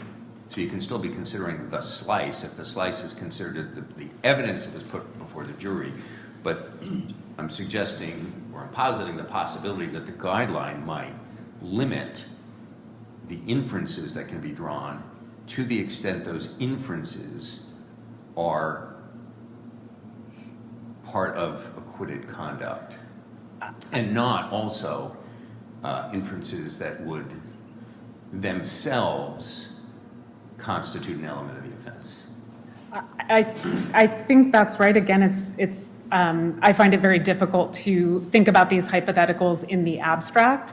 But I think here that slice of conduct that the judge considered, those two very narrow instances of transportation, I think undoubtedly tend to prove the Mann Act and also meet the requirements of the enhancement under the guidelines. Can I ask you, I don't know, if I can change the subject a little bit? We've talked about any number of issues today. Can I ask you specifically about the leadership enhancement? Of course. One of the very specific questions we were talking about with your colleague on the other side was whether, as the government submits, there are, at an irreducible minimum, 5 criminally responsible participants in the Mann Act. And the government, as I understood your brief, said, well, there's Mr. Combs, number 1. There are the 2 victims. That's right. Cassie and Jane, yes. Cassie and Jane. So we're up to 3, and the government posited that the 2 escorts who were transported across state lines. No, that's slightly not inaccurate. Yeah, it's. So why don't you clarify? Of course, the 5 criminally liable participants, besides Mr. Combs, are, as you said, Jane and Cassie, the 2 victims. And then 2 of the owners of an escort service. Oh, the owners of the They weren't escorts themselves, but they were owners of the service who facilitated the transport of escorts who worked for that service. Oh, and then, so your argument is that because they were involved in the transportation, and obviously, in your view, the evidence showed that this whole thing was clearly designed for prostitution. That's right. You're up to 5. That's right. If but we were to agree with you on that point, does that make the whole question of acquitted conduct with respect to the leadership enhancement go away? Yes, Your Honor. And I believe it could go away in another independent way, which is that the conduct was otherwise extensive, which is another prong of the leadership enhancement. And I don't think that the defendant even challenges that in his reply. So the leadership enhancement is met in both of those ways. With respect to... Were those, remind me, and I should know this, and I don't recall, did the government present arguments that the escorts and their employers were members of the alleged racketeering enterprise? No, Your Honor. The conspiracy? only individual that the government identified as a criminally responsible participant for the purposes of the leadership enhancement was Christina Coram, who was an employee of Mr. Combs and who was alleged... My question was about, in terms of when you argued the RICO conspiracy count Yes. to the jury, did you argue that the escorts or their employers were members No. of the RICO conspiracy? No. So I take it your argument would be that to the extent the district judge could permissibly consider the escorts and their employers, there would have been no overlap at all with acquitted conduct. Exactly. That would be your argument. Exactly, Your Honor. And then can you remind us who the judge said, I know I have this here, who the judge said were participants? Who were criminally liable For the participants? purposes of the increase, right? Yes. James and Collins? Ventura, Jane, Coram. Combs, Coram, who was the only employee. And then Right. James and Bridget Collins. Bridget Kreshover Collins, yes. Those are the two. Those are the employers. two So escort we employers. knock out, if we were to say to drop out quorum. That's right. You still have in five your view, you're still participants. left with five. That's right. And that's, okay. And that meets the enhancement. That's And then right. he also said the services of numerous outsiders that were peculiar and necessary to defense. That's right. And that is to But say, some of whom he included as, among that number, his assistants. that's right. But the assistants were not alleged to have been part of the racketeering enterprise. So that is, like I said, that's another way to support the application of the leadership enhancement in that case without even touching acquitted conduct or potential acquitted conduct. You know, with respect to the 3553A factors, you touched on this briefly with my colleague, but as Judge, you pointed out, the case law is binding that under the 3553A factors, sentencing courts can consider acquitted conduct. But I just point out that what the judge did here, what really drove his Section 3553A analysis, didn't rely on acquitted conduct. It didn't even rely on disputed issues to begin with. And let me just give you an example. In assessing the history and characteristics of the defendant, the court found that the defendant abused the power and control he had over the lives of women he professed to love dearly. He abused them physically, emotionally, and psychologically. That's not acquitted conduct. That was all admitted conduct. The defendant admitted from the outset of the trial that the defendant engaged in horrific domestic violence. And so all of that conduct was admitted. In assessing the seriousness of the offense, the court noted that the defendant plied Ms. Ventura and Jane with drugs. That was also admitted. The defendant admitted to personal use quantities of drugs that he shared with his girlfriends during freak-offs. That was admitted. In thinking about the seriousness of the offense, the court found that the conduct occurred for over a decade and with tremendous frequency over that time period. That has nothing to do with acquitted conduct. On the drugs, let me just ask. Yes. If you had said he had drugs of his own and he shared them with Ms. Ventura and Ms. Doe, I understand your argument that's not acquitted conduct. You've just said he plied them with it, which sounds to me very much like coercion, which is what we've been talking about, may or may not be acquitted conduct. The testimony was that the drugs were shared at these freak-offs and hotel nights with the girlfriends so that they could get through the freak-offs and the hotel word nights. you just used was plied, which to me is using the drugs to to get their compliance and participation, which, again, goes back to coercion. But the fact, there are at least facts that he shared drugs is the point. But did Judge Subramanian talk about lying? Shared drug, those were Judge Subramanian's words. So that sounds like he's talking about coercion. Well, I think the point of that is that he shared them, not just shared them with drugs, shared them with girlfriends trying to be nice, but he shared them in the context of freak-offs and hotel nights so that those women could get through the hotel nights and freak-offs. They both testified. You're saying there's sort of a level of misconduct that falls short of coercion? Is that what you're suggesting? That's exactly right. That was admitted, and that those categories of misconduct involve physical abuse, which was fully admitted. Did Judge Subramanian say anything to suggest that he was thinking about a category of misconduct short of coercion, or do we need to interpret those statements in light of what he had previously stated, which was that there was coercion, and that even if he could not consider the coercion under the guidelines, he would nevertheless do it under the 3553A factors? So why should we, in other words, why should we, considering he already said there was coercion, why would we not read those comments as his illustrations of the coercion rather than a suggestion on his part that they were misconduct that fell short of coercion? I think you read the words of the conduct that he's describing, and what I've just read is admitted conduct. So call it coercion, call it physical abuse. It's admitted. Well, but again, the words the judge uses are, you plied them to drugs, forcing Ms. Ventura into addiction. That may well be true, but our question is not whether that's supported by the facts. Our question is, doesn't that show the district court considering the conduct that is coercive?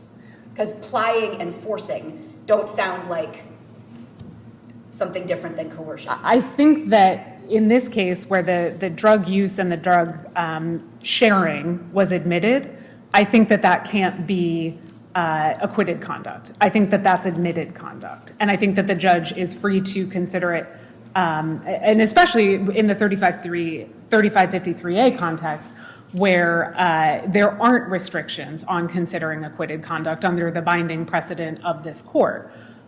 So I think that the judge was, I wouldn't necessarily agree that he's describing coercion, and I think even if he were, he would be free to rely on that in imposing the sentence under the 3553A factors. At which point then we get into the constitutional question, if it is in fact acquitted conduct.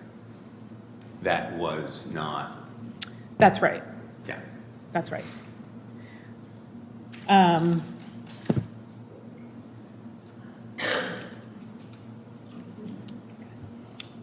What?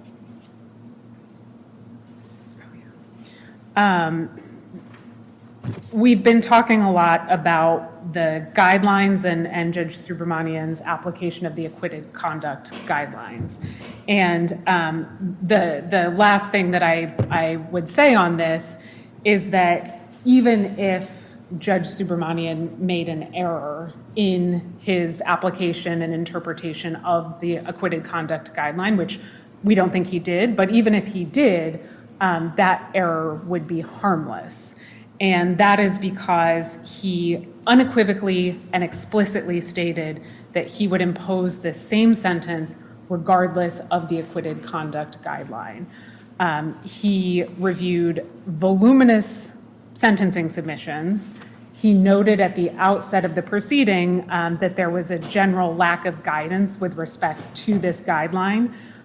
He considered the arguments of all the parties, and he provided detailed reasons for his application of the various enhancements. Could you remind me, I think I asked this question to your colleague on the other side, just remind me. I recall that as he found individual sentencing guideline enhancements, he then would say, I impose this enhancement, even if the acquitted guideline conduct, even if the acquitted conduct guideline does not permit me to do so, I would impose the same sentence anyway. So he did this with respect to each of the three enhancements, right? So did he say something at the end that one could read as a wraparound? And even if I have erred with respect to all three enhancements?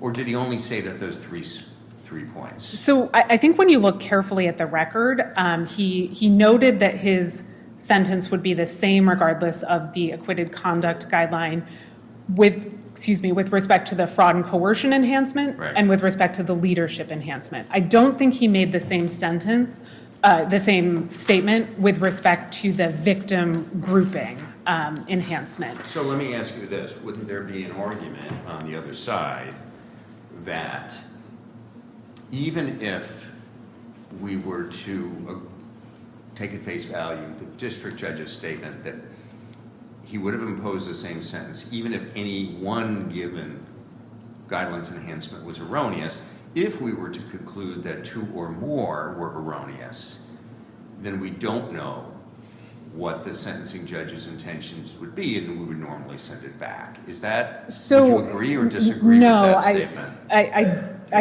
I think I disagree, assuming I'm tracking this correctly. And I would point to the Jass and Dara cases from this circuit, where both courts were interpreting a new guideline enhancement. And like in the case here, where Judge Subramanian was interpreting the new acquitted conduct guideline.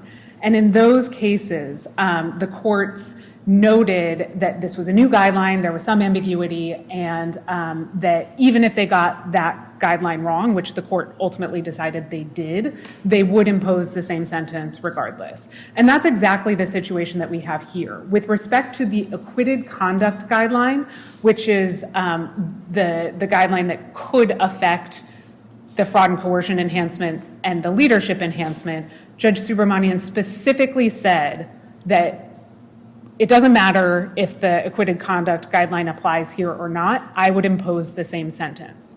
He did not say that with respect to the victim grouping enhancement, which has nothing to do with the acquitted conduct guideline. And I think that's a good example of why Judge Subramanian's statements that he would impose the same sentence regardless are not just simple incantations of magic words to evade appellate review.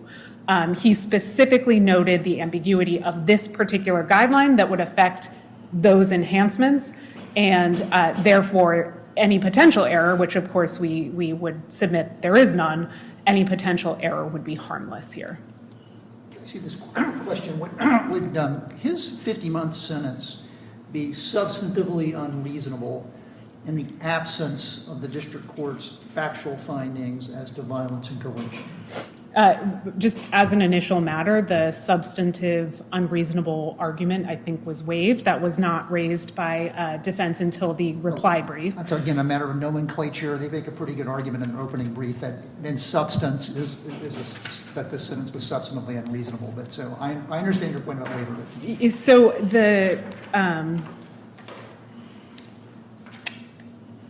So in determining whether a sentence was substantively unreasonable, this court has to review in light of the 3553A factors. And as I mentioned, the 3553A factors were very thoughtfully considered by the district judge. I realize that, but if we took off the table the violence and coercion, would this pass muster would this be a substantively reasonable sentence? Your Honor, I don't think you have to, because under the 3553A factors, all acquitted conduct can be considered. Right. But even if you did... I realize that, but let's assuming for the purposes of my hypothetical, assuming that we take off the table the violence and the coercion, right, would this sentence be substantively unreasonable? Your Honor, 50 months for the with the Mann Act. caveat that I strongly disagree that we need to take anything off the Fully table noted. for Preserved for the record. 3553A. A sentence is only substantively unreasonable if it is manifestly unjust or shocks the conscience.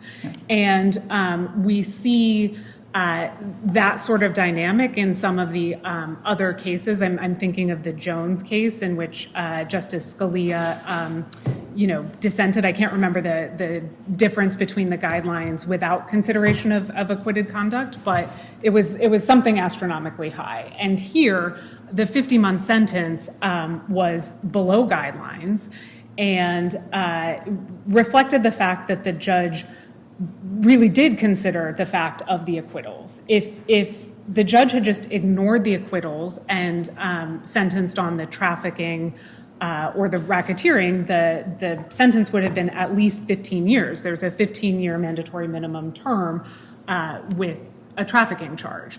This 50-month sentence was well below and well in line with other cases in this district.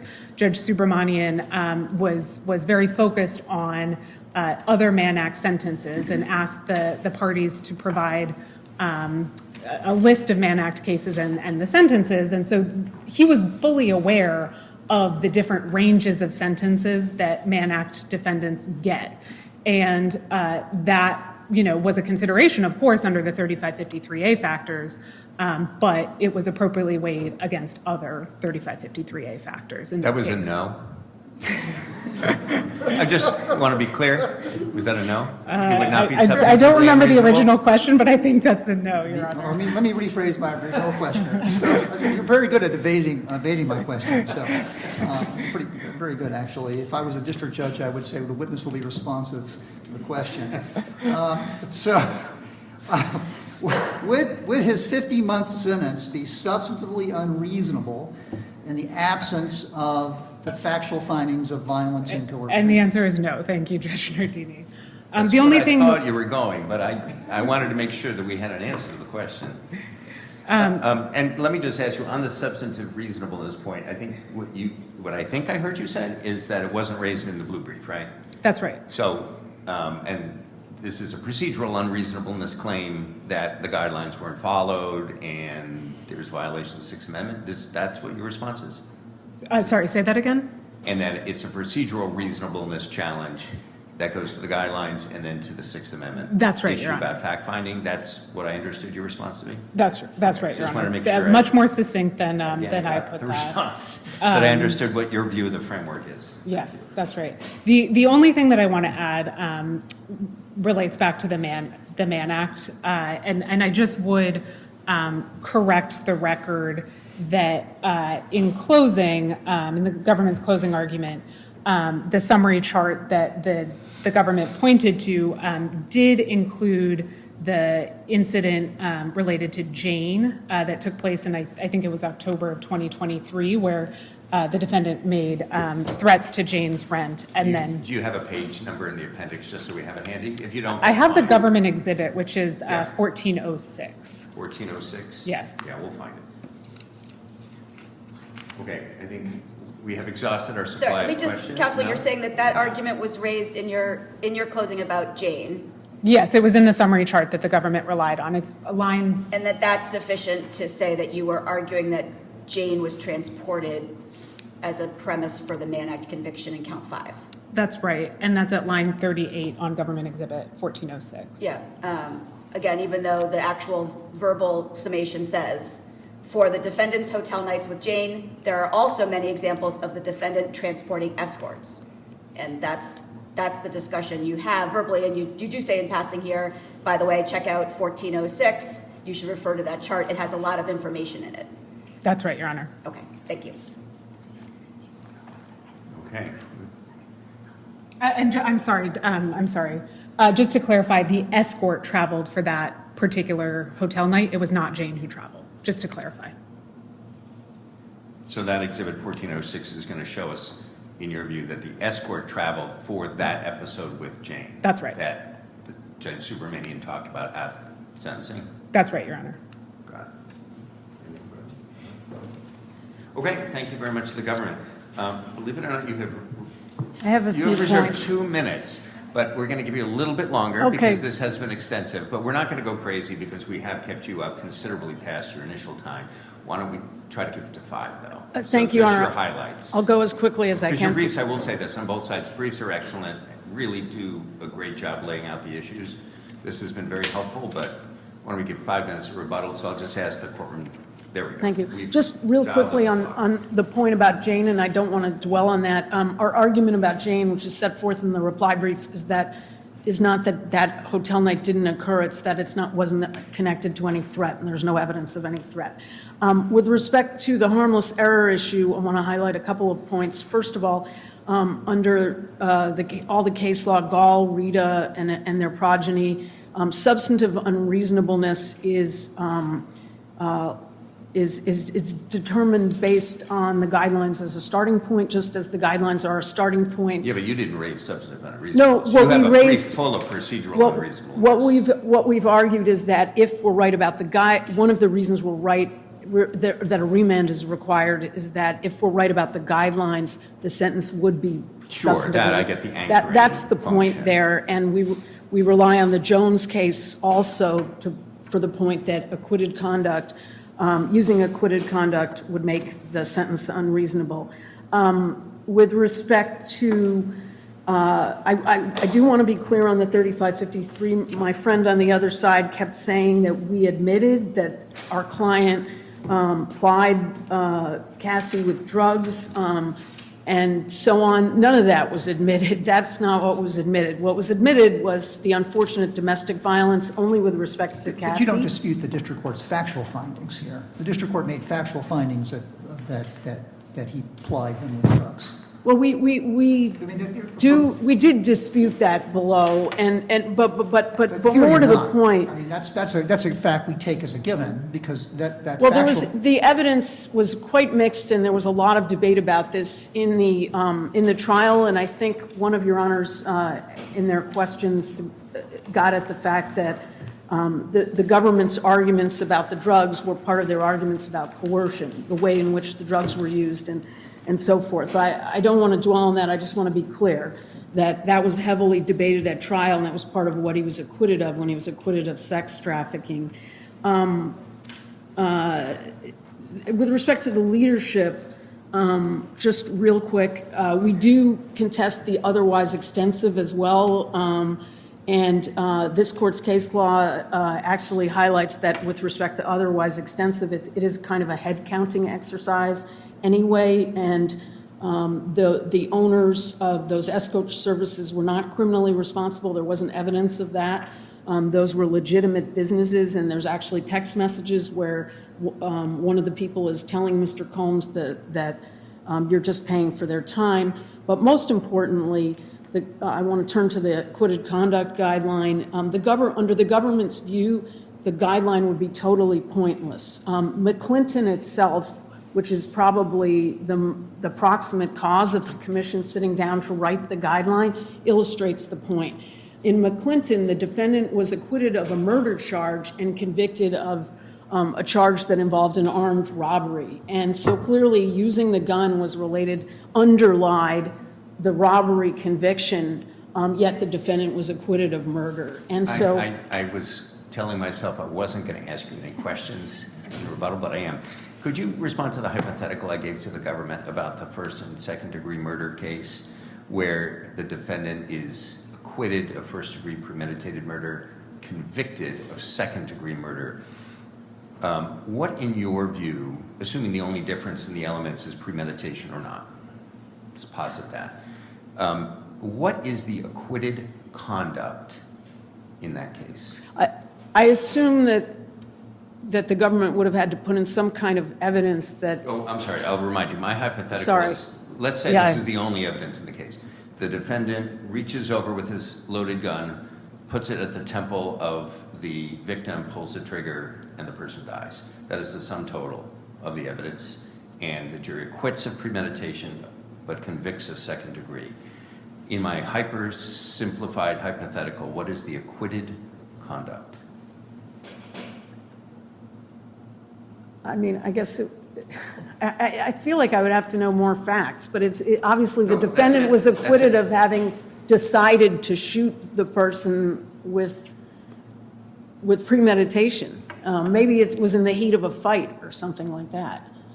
So that they were acquitted of the premeditation, but convicted of killing the other person intentionally, nonetheless. I guess You know. where I was thinking is that all of my evidence is acquitted conduct. The pointing, Yeah. the pulling the trigger, and the killing And the premeditation is all acquitted conduct. And the But under the convicted conduct is guidelines, just the You can death. look at all of the conduct, the pointing the gun, the pulling the trigger, the shooting, because that constitutes an element of the second-degree murder, but you can't look at the premeditation because it's an element I of the think first that's- count, but it's not an element of the second count. I think that's correct. But I don't know if that's right. I think that is correct. It's similar to another, my time is running out, but there's a hypothetical that's discussed in the hearings that led to the guideline in which someone poses that there's an arson and there's a charge that the arson was racially motivated, and the defendant is convicted of an arson charge but acquitted of the charge that involves the racial motivation element, which is similar to that hypothetical. And I think the answer is the defendant is guilty of arson, but you can't enhance the sentence based on a racial motivation. And I think that's just like this case where, the Mann Act doesn't require proof of the coercion. I stole a couple of your minutes, so I'll give you 2 more minutes. I just in closing, 12 New Yorkers took 2 months out of their lives to serve on this jury. They listened to 34 witnesses, reviewed thousands of text messages, videos, and other evidence, and deliberated for 2.5 days. Their unanimous verdict was not guilty on the most serious charges, and the jury did not authorize punishment for sex trafficking or conspiracy, but that's what drove the sentence. Here, we submitted the evidence that my friend on the other side describes, which I would urge your honors to look at, which is at docket 510-4 of the district court, shows that this was the highest sentence ever for this type of charge with this type of criminal history. And in closing, this appeal has been expedited, and actually, I forgot to say, we'll rest on our briefs. We have also argued the convictions should be reversed, but if the court doesn't do that, the appeal has been expedited, and we would, understanding the complexity of the issue and the importance of the decision, respectfully request that the court, regardless of the outcome, endeavor to decide the case as quickly as possible. Thank you, your honors. Okay, thank you very much. We will reserve decision, as we do in all cases. Let me just close by thanking counsel on both sides. This is an exceptionally difficult case. This is a question of first impression, not only for this court, but apparently for any federal court of appeals in the country. And we appreciate the quality of the briefing and argument on both sides today. So thank you very much.